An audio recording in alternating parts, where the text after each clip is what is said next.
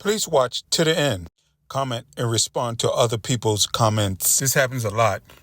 Older people are being assaulted by younger people. It's pretty pathetic. As the family of a 64-year-old man waits for him to die, the 18-year-old who allegedly beat him in a road rage incident will be facing murder charges. As of now, though, Christian Hillman's case is moving to felony court, and he's charged with assault with intent to do great bodily harm. But his bond has been increased 5 times. 24-hour News 8's Barton Dieters was in court and tells us what happened. Barton. The teen accused of the brutal road rage assault of the 64-year-old man that left him in hospice care will be behind bars because a judge says he's too much of a threat to be walking free. In the meantime, the teen found out today that he will be facing second-degree murder charges when the man dies.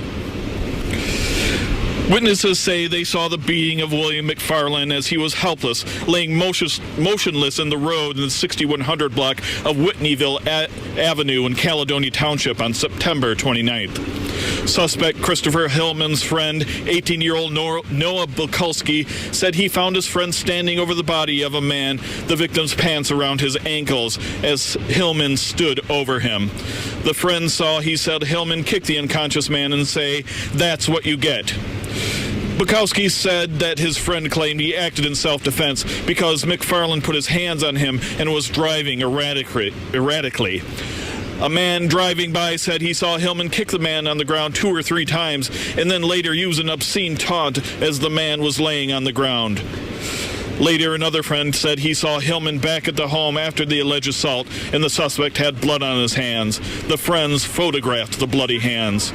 The friend said Hillman claimed he acted in self-defense, but also said the assault felt so good.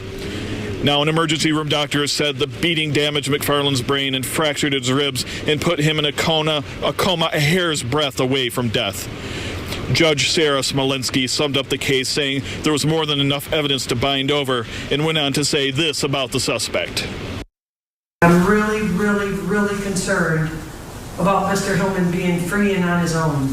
And probably if there wasn't testimony about the man's down on the ground being hit, I'd feel differently.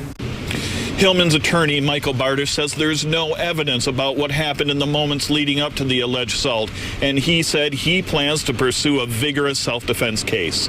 Live in Grand Rapids Township, Barton Dieters, 24-hour News 8.